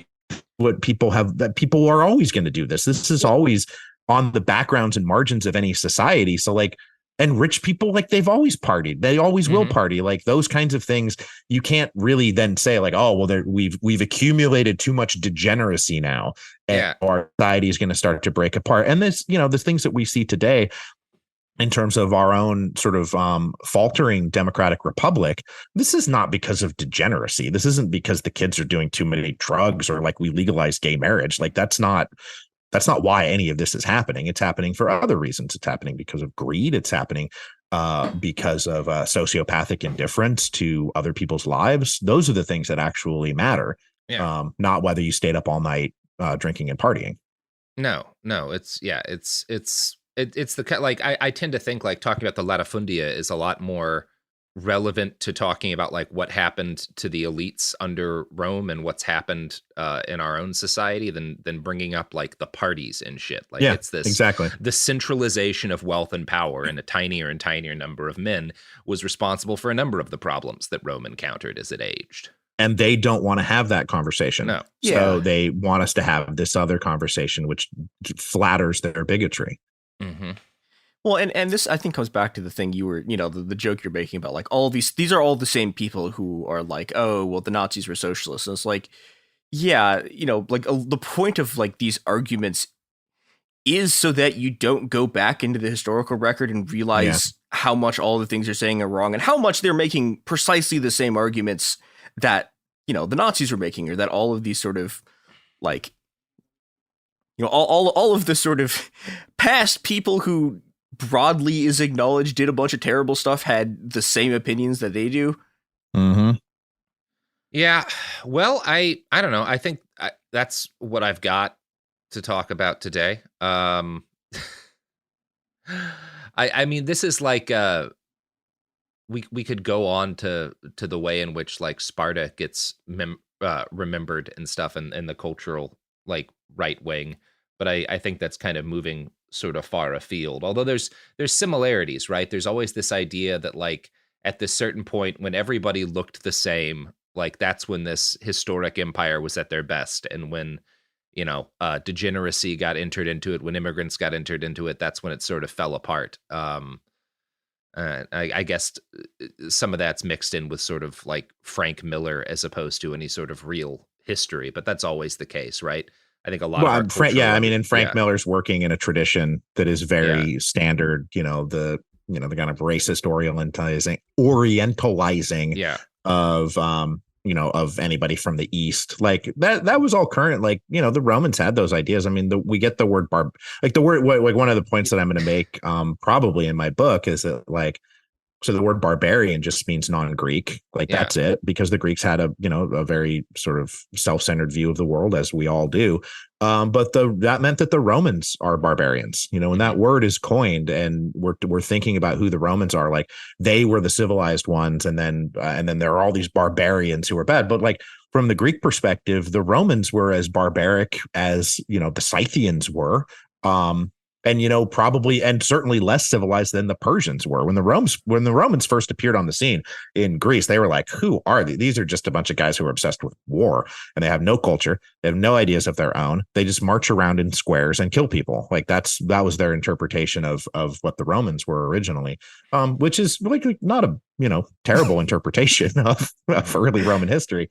But yeah, this sort of dividing between civilized peoples and barbaric peoples is something that then has been around for thousands of years, and we're still doing it today. Like everything that we're seeing, and I look at Israel and Palestine, there's a lot of this mapping of civilized versus uncivilized people onto this conflict that I see is rooted in a lot in these sort of Western traditions that informed 19th century racist ideas about how things, about how societies organize themselves, all of which needs to be deconstructed and thrown away.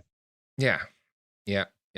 I always love it when people try to bring up like these sort of racial theories within the context of the Roman Empire, who had absolutely nothing that would be considered like a modern understanding of whiteness or race, like was completely absent.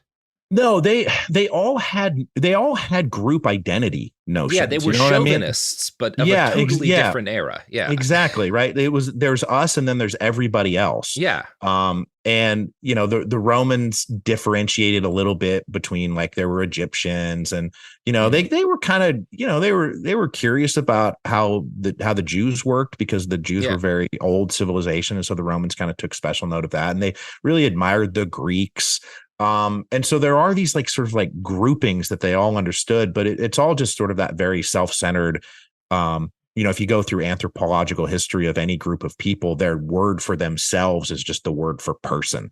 We find this a lot, and the Romans were that way too, but not in this way, not sitting down and making like hierarchies of, who can do what and who should be on top and who should be on bottom. Because, if you're a traditional ancient chauvinist, you're like, well, my people should be on top, and that, is self-explanatory.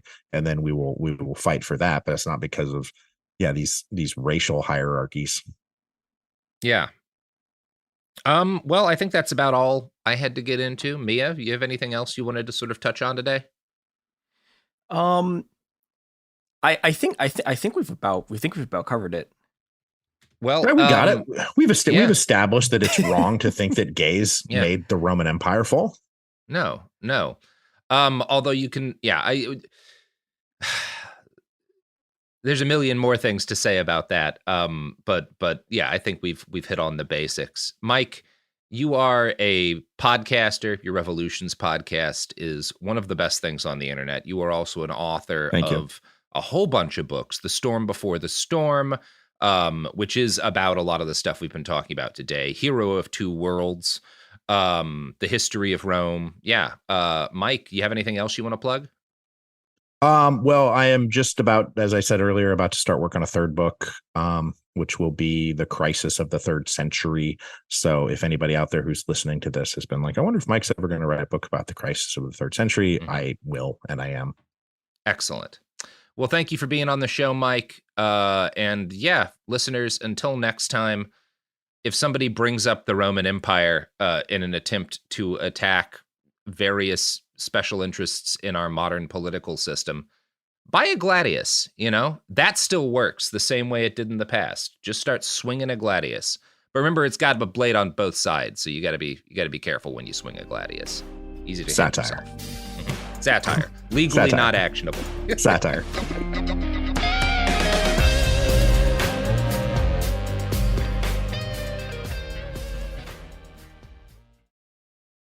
Tired of spills and stains on your sofa? Wash away your worries with Anabay. Anabay is the only machine washable sofa inside and out, where designer quality meets budget-friendly prices. That's right, sofas start at just $699. Enjoy a no-risk experience with pet-friendly, stain-resistant, and changeable slip covers made with performance fabric. Experience cloud-like comfort with high-resilience foam that's hypoallergenic and never needs fluffing. The sturdy steel frame ensures longevity, and the modular pieces can be rearranged anytime. Shop WashableSofas.com for up to 60% off site-wide, backed by a 30-day satisfaction guarantee. If you're not absolutely in love, send it back for a full refund. No return shipping or restocking fees. Every penny back. Upgrade now at WashableSofas.com. Offers are subject to change, and certain restrictions may apply. Flag football is exploding, and iFlag is leading the way. As the Guinness World Record holder, iFlag hosts premier flag football tournaments nationwide for boys, girls, high school girls, and adults. From first-time players to elite competitors, iFlag delivers top-level competition, unforgettable experiences, and a community built around the game. Ready to be part of it? Join the movement. Find your tournament and learn more at iflag.org. That's iflag.org. For period protection you can put on and forget about, nothing beats Knix leak-proof underwear. North America's #1 leak-proof underwear brand. Let's face it, life can be unpredictable, but your leak-proof underwear shouldn't be. That's why millions of people choose Knix. For periods, for light leaks, for everyday freshness. Knix undies are super comfy, super absorbent, and made to handle whatever your day throws at you. Day 2 of your period? Covered. Your daily run? No problem. That big sneeze? You know the one. Yep, we've got you. And with styles like bikinis, boy shorts, thongs, and high-rise, plus sizes from extra small to 4XL, Knix makes it easy to find your perfect fit. Say goodbye to stress and leaks, and say hello to undies that work just as hard as you do, no matter the leak. Find the style and level of protection you want at Knix.com and use code FLOW15 for 15% off. That's KNIX.com, code FLOW15 for 15% off. Knix, for your leaks, for your life.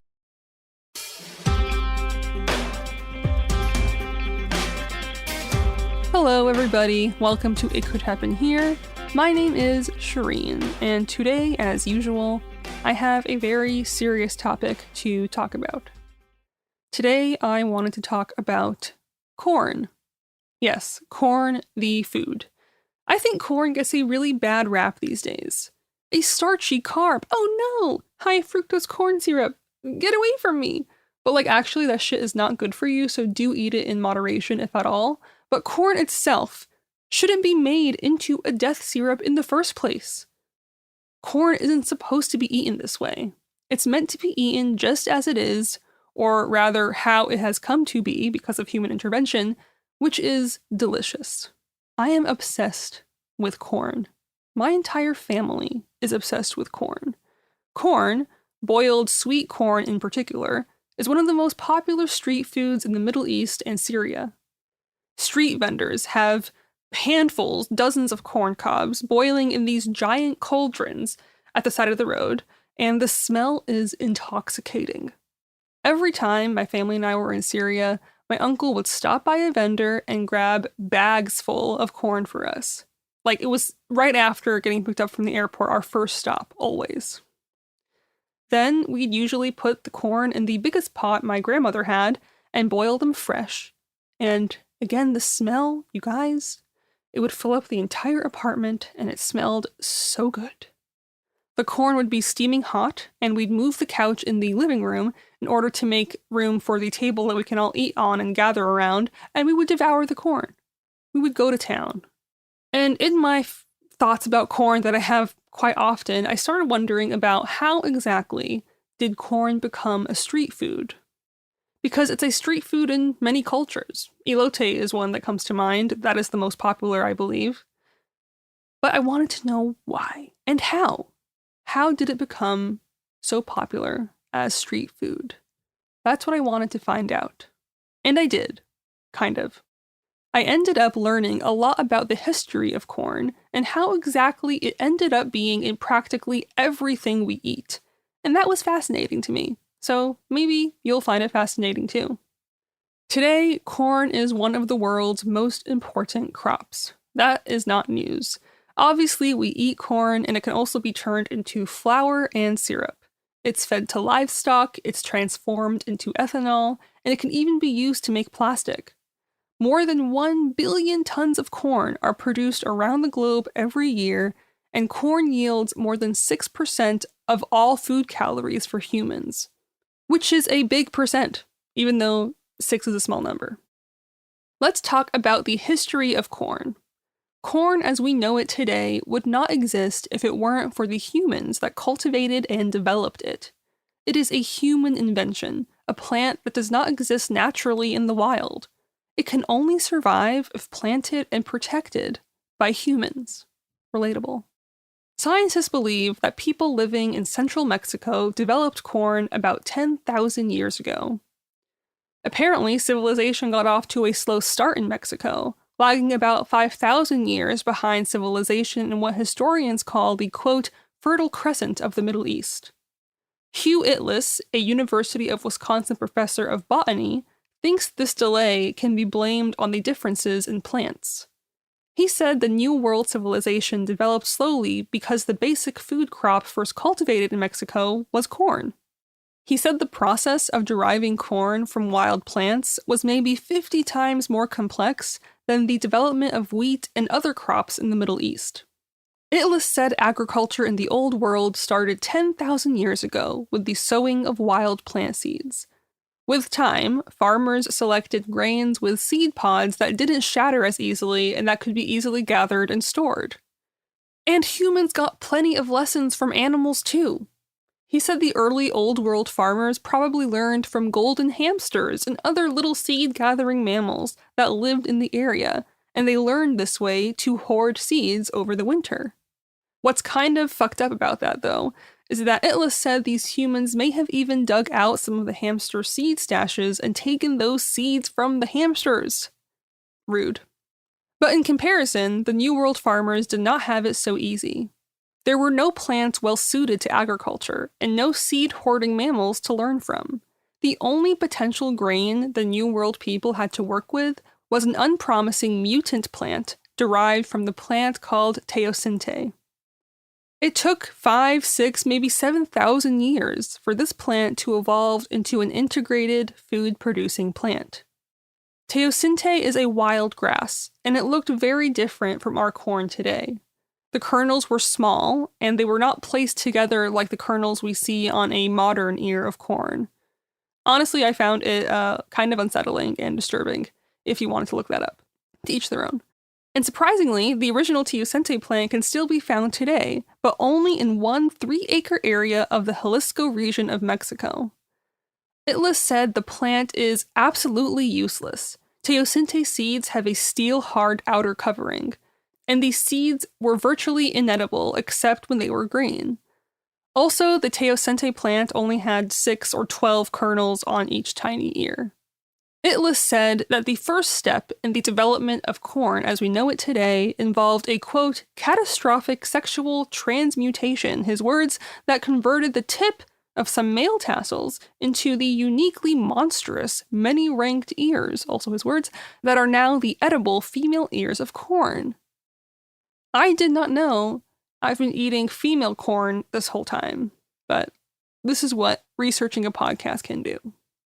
After this complex transformation, farmers then had to select mutant teosinte plants that were more edible and easier to cultivate. These changes were much more complex than the changes that made Old World plants useful.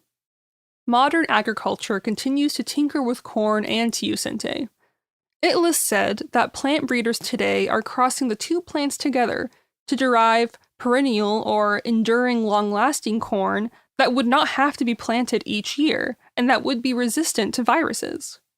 Steve Price is a biotechnology researcher for the Standard Oil Company of Ohio, and he said that with genetic engineering techniques, it might take 5 years, rather than 5,000 years, for contemporary humans to make a better corn plant this time.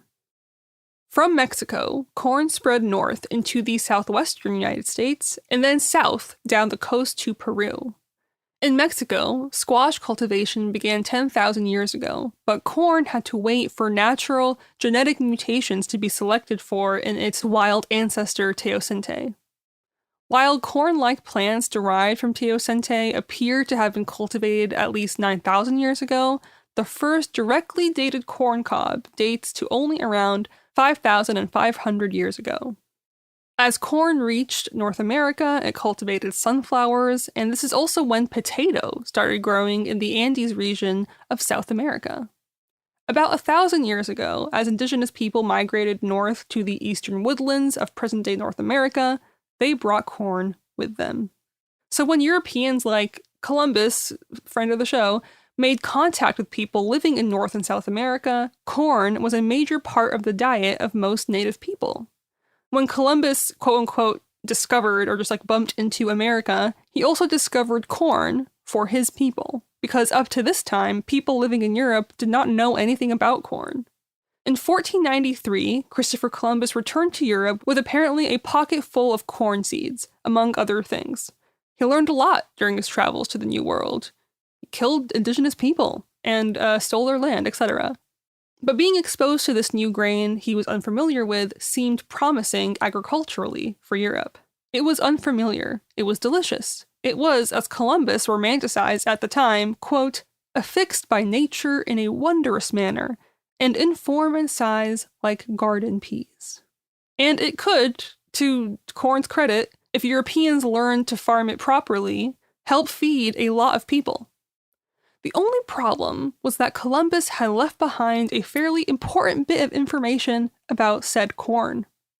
He didn't take back the knowledge of how to process it. Betty Fussell is the author of, quote, The Story of Corn, which chronicles corn's several thousand-year history. She says it might sound innocuous, but the history of corn probably changed the course of humanity. According to her, the Old World is a wheat culture. Do you know what else is a wheat culture? Ads. And we're back. Okay, so over the next few hundred years, most of Europe grew to misunderstand corn rather than embrace it. Meanwhile, across the Atlantic, corn endured a different fate. It thrived and eventually found its way into the very center of the American diet. Until the 1800s, corn was eaten mostly by the poor. It was a cheap and prolific crop, consumed by farmers and fed to prisoners, and used also as a commodity. As Michael Pollan wrote in his 2006 book, The Omnivore's Dilemma, corn was both the currency traders used to pay for slaves in Africa and the food upon which slaves subsisted on during their passage to America. But then came the Industrial Revolution, and with it, 3 essential technologies that helped corn thrive from being just the grain for poor people to being the grain for all people, consumed by everyone. The first invention was an iron plow, which allowed farmers to sow deep into the soil on much larger scales. The Midwest was planted with corn on a commercial basis precisely because of the iron plow, which, although it seems pretty simple, was a revolutionary tool. Two other advancements had an equally large effect, even though they touched corn production more tangentially. Fusel said that, quote, "One of the most important boons for corn might have been that the commercial farms in the Midwest grew up at the same time as the canneries and railroads." Until then, corn was mainly distributed locally, but trains helped move the grain far beyond just county limits, and along with the advent of canning, it meant that corn could keep for much longer. This allowed farmers to grow corn and other crops with hundreds of thousands of mouths in mind. In the coming decades, the amount of land dedicated to corn grew incredibly quickly, but it wouldn't be for another 50 years until corn actually made its way to the center of the American diet. Corn is what Fusel calls a genetic monster because it's highly adaptable and easily manipulated, and there is perhaps no better example of its mutant-like qualities than what happened shortly after the turn of the 20th century. In the 1920s and 1930s, scientists discovered a way to boost corn production to a level that was previously unthinkable. They bred hybrid strains that had larger ears and could be grown closer together, which allowed farmers to produce a lot more corn without needing more land. This discovery, along with the introduction of new industrial fertilizers and more efficient farm tools like tractors, led to a huge increase of corn output. Paul Roberts wrote in his 2009 book, The End of Food, that in the following decades, the number of bushels of corn per acre doubled, and then it continued to rise each year. Corn yields have risen ever since then, with only brief interruptions due to sporadic droughts. But these interruptions are easily countered with further engineered corn. Advancements in farming technology and science paved the way for corn's ascent into the American food system. But the main reason that corn has made its way into just about everything we eat and every food that Americans eat today is that, above all, it is inexpensive. Corn has and always will be cheap because it grows everywhere in the world. The most incredible thing about the corn grown in America today is how little of it we actually eat. This does not include people like me and my family who are obsessed with corn and eat it regularly, and also Sophie, who I know shares this corn obsession. But less than 10% of the corn used in the United States is directly ingested by humans. The bulk is either turned into ethanol for use as fuel, or fed to the hundreds of millions of animals that we subject to the factory system. Corn is fed to cows, chickens, pigs, and even fish. I had no idea. Apparently fish are given these little pellets that are largely made of corn, so it's everywhere. The relative cheapness of corn and general usefulness of it as a form of energy, both for living animals and living more generally, have proved important enough that the government subsidizes its production to the tune of some $4.5 billion each year. The result is perpetuation of ambitious growing goals. Farmers, realizing the more efficient they are, the more money they will get, grow more and more corn. The more corn there is, the lower its price, and the greater the incentive is to use it in as many ways as possible. I want to talk now about the different varieties of corn, but first, do you know what else has variety? All the ways you can spend your money. Like these. Let's talk about the different varieties of corn. There are many types, but the most commonly eaten forms can be divided into 3 general categories. The first is sweet corn. Sweet corn is what Americans usually eat when they eat corn on the cob or when they throw corn on the grill at a barbecue that you didn't want to go to. And this sweet corn accounts for only about 1% of the corn grown in America. Then there is flint corn. Flint corn has a soft center and harder outer shell, which most people know as popcorn.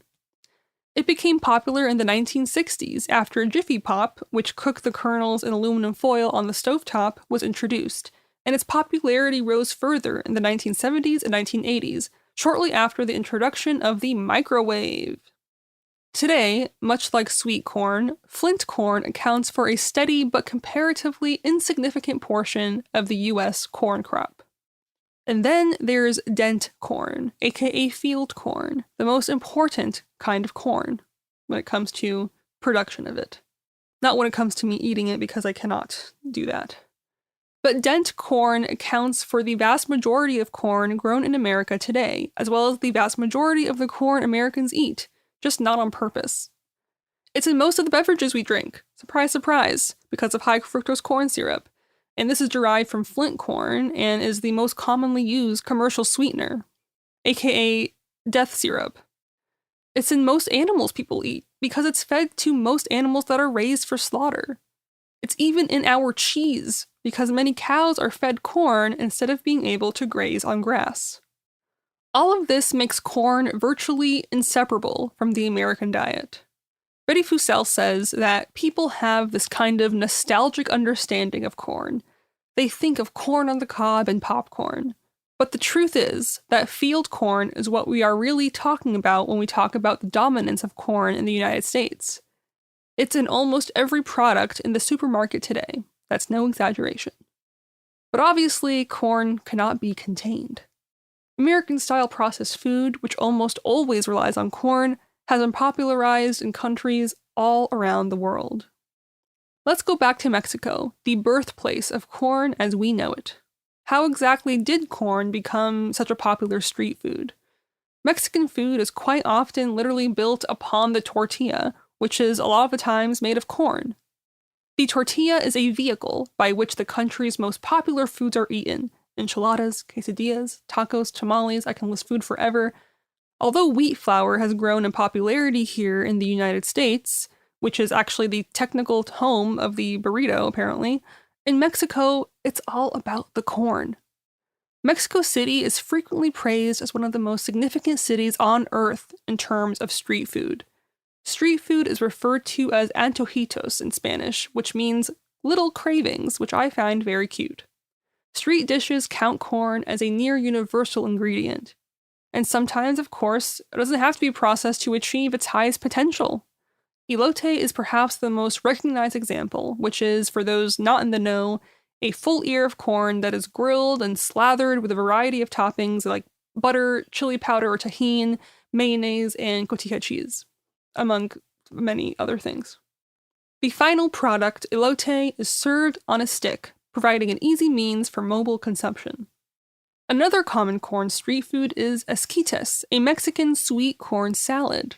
Although its true origin is not known, according to Nahuatl stories, esquites are credited by being created by a god, a deity, with a name I cannot say or pronounce, but it is long and looks cool, but I won't try to say it. But this god is also credited with creating Mexican corn jelly. Corn. It's from the gods, literally. As for me, there isn't some magical history of corn in the Middle East. I looked, I searched, I tried to find something, and I couldn't find one. No magical, mystical history of my beloved corn. Like most things I have questions about, I asked my mom, and my mom said that when it's in season, street vendors sell corn. That's it. The same goes for other street foods that are popular in the Middle East, which you might find interesting, which is cactus fruit or the prickly pear. But no, corn is magical, but it's only magical to me. And just because it's magical to me doesn't mean it is actually magical. And through researching for this episode, I have learned that. So what I'm saying is this episode has shattered my naive childhood dreams about a magic land of corn. But a job's a job, and someone has to do it. So that's it. Goodbye. Hey, we'll be back Monday with more episodes every week from now until the heat death of the universe. It Could Happen Here is a production of Cool Zone Media. For more podcasts from Cool Zone Media, visit our website, coolzonemedia.com, or check us out on the iHeartRadio app, Apple Podcasts, or wherever you listen to podcasts. You can find sources for It Could Happen Here updated monthly at coolzonemedia.com/sources. Thanks for listening. Time for a sofa upgrade? Introducing Anabay Sofas, where designer style meets budget-friendly prices. Anabay brings you the ultimate in furniture innovation with a modular design that allows you to rearrange your space effortlessly. Perfect for both small and large spaces, Anabay is the only machine-washable sofa inside and out. Say goodbye to stains and messes with liquid and stain-resistant fabrics that make cleaning easy. Liquids simply slide right off. Designed for custom comfort, our high-resilience foam lets you choose between a sink-in feel or a supportive memory foam blend. Plus, our pet-friendly, stain-resistant fabrics ensure your sofa stays beautiful for years. Don't compromise quality for price. Visit washablesofas.com to upgrade your living space today. Sofas start at just $699 with no risk returns and a 30-day money-back guarantee. Get up to 60% off plus free shipping and free returns. Shop now at washablesofas.com. Offers are subject to change and certain restrictions may apply. Wasn't that delicious? So good. Your bill, ladies. I got it. No, I got it. Seriously, I insist. I insisted first. Oh, don't be silly. You don't be silly. People with the Wells Fargo Active Cash credit card prefer to pay because they earn unlimited 2% cash rewards on purchases. Okay, rock, paper, scissors for it. Rock, paper, scissors, shoot. No! The Wells Fargo Active Cash credit card. Visit wellsfargo.com/activecash. Terms apply. Flag football is exploding, and iFlag is leading the way. As the Guinness World Record holder, iFlag hosts premier flag football tournaments nationwide for boys, girls, high school girls, and adults. From first-time players to elite competitors, iFlag delivers top-level competition, unforgettable experiences, and a community built around the game. Ready to be part of it? Join the movement. Find your tournament and learn more at iflag.org. That's iflag.org. This is an iHeart podcast. Guaranteed Human.